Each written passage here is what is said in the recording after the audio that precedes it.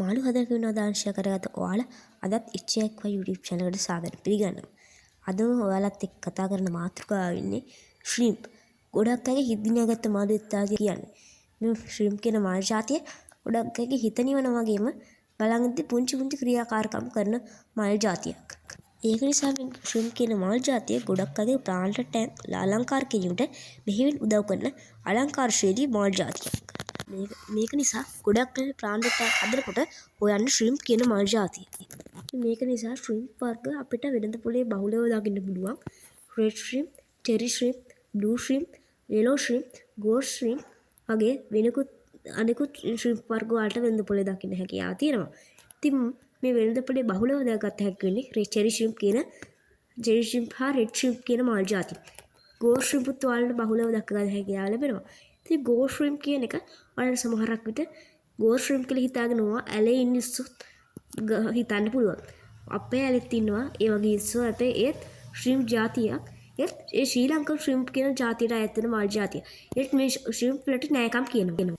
මේ shrimp ජාති ඉතින් ඔයාගේ ඇලේ ඉන්න shrimp ජාති හදන්න පුළුවන්. හැබැයි ඇලේ ඉන්න shrimp ජාති මම නම් කියන්නේ ඇත්තටම හොඳ shrimp ජාති නෙවෙයි ඇලේ ඉන්න shrimp ජාති.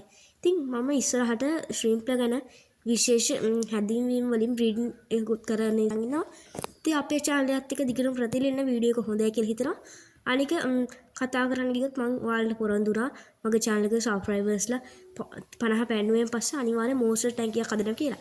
ඉතින් ඒ වැඩ කටයුතු ටිකත් වෙන ගමන් ඉන්නේ. ඉතින් ගණන් ගන්න එපා අද මට පොඩ්ඩක් වචන පැටලෙනවා. හේතුව මම මේ වෙලාව කරන්නේ මේ වීඩියෝ එක. ඉතින් එහෙනම් වීඩියෝ එක හොඳයි කියලා හිතනවා ඔයාලා subscribe කරන්න. අනිවාර්යෙන් මේ shrimp ලත් එක පොඩි මාළු හදන්න. මෙයාගේ කටට කන්න බැරි මාළු ಜಾති shrimp ලගේ size එකට වඩා කුඩා මාළු ಜಾති ගන්නවා නම් වඩාත් සුදුසුයි. අනික විශේෂත්ව දෙයක් කියන්න ඕනේ. shrimp ලයි crayfish ලයි එකට හදන්න බෑ. මොකද හේතුව මේ එකම ඉස්ස ಜಾතියක් වුණාට මෙයාලා attack කරනවා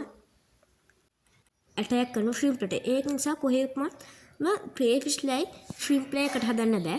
ඉතින් වීඩියෝ එක හොඳයි කියලා ආයෙත් කියනවා. හොඳයි නම් අනිවාර්යෙන් like එකක් දාන්න. ඔයාගේ යාළුවන්ටත් බලන්න share කරන්න. shrimp ගැන මට මූලික දේවල් ගැන කතා කරන්න ගියොත් ඔච්චරයි. shrimp පුළුවන් තරම් හොඳ ටැංකිය වල හදන එක තමයි වඩාත් හොඳ වෙන්නේ branded tank වල. මෙයාලක ඉස්සරහට කතා කරන්න. එහෙනම් තෙක් ඔයාලට සුබ දවසක්.